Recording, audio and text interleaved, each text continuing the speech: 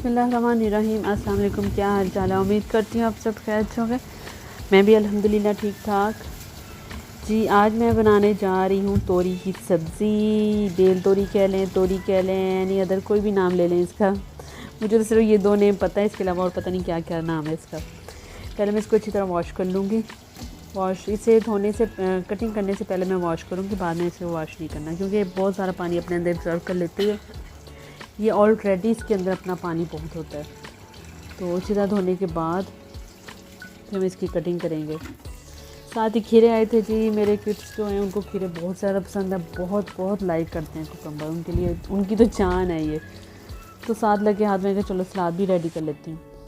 जी ये देखिए, मैंने अच्छी तरह छीलने के बाद इसको मैंने अच्छी तरह छिलका जो उसके ऊपर वाली सख्त स्किन होती है उसको अच्छी तरह पील आउट करने के बाद फिर मैंने इसकी कटिंग की है। इसके लिए ये बहुत सादा तरीके से बनती है।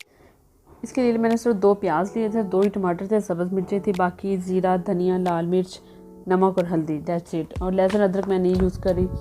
आप ऐड करना चाहें तो कर लें, लेकिन ज़रूरत नहीं है इसमें। तो ये सब चीज़ें मैं जितनी भी सारी एक साथ ही डाल के इसको रख देंगे पकने के लिए। ये देखें जी, ये सब कुछ ऐड करने के बाद ऑयल भी डाल दूँगी। पानी में ऐड नहीं करूँगी क्योंकि इसके अंदर ऑलरेडी अपना इतना पानी होता है, ये उसी के अंदर गल जाएगी, तो हमें और पानी ऐड करने की ज़रूरत नहीं। देखें टमाटर, मेरी ये जो सब्ज़ी थी 2 kg थी, पिल आउट करने के बाद ये 1.5 kg रह गई थी। इसके अलावा जो स्पाइसेस हैं मैं वो बहुत ज़्यादा ऐड नहीं करूँगी। अकॉर्डिंग द टेस्ट नमक, मिर्च और हल्दी वगैरह ऐड करूँगी। ज़ीरा और धनिया पाउडर मैं फ़िलहाल ऐड नहीं करूँगी, वो बाद में डालेंगे। तो ये सब चीज़ें डाल के इसके अंदर ऑयल डाल के मैं इसको रख दूँगी पकने के लिए कवर करके।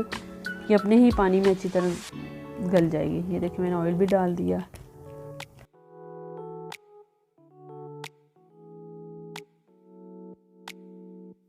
इसके अलावा इसमें ऑयल की जो क्वांटिटी है बहुत कम लगती है, तो उस हिसाब से ऑयल ऐड कीजिएगा। जी ये देखिए, साथ ही बच्चे आए थे स्कूल से, उनको लंच करवाने के बाद कुछ बर्तन पड़े थे, मैंने कहा चले साथ ये भी धो लूँ। ये मेरा सलाद भी रेडी हो चुका है।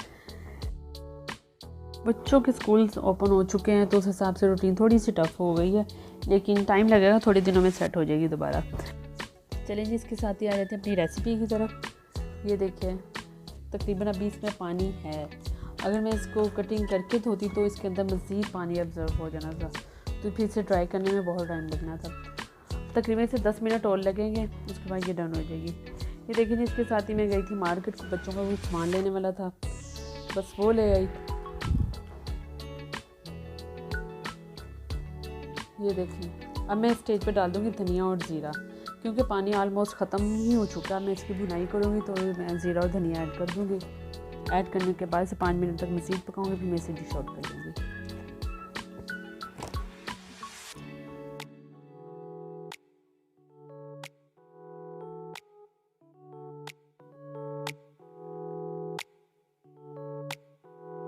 रेसिपी अच्छी लगी होगी, अगर अच्छी लगी हो तो प्लीज़ प्लीज़ प्लीज़ मेरी वीडियो को लाइक, शेयर और कमेंट करना मत भूलिएगा।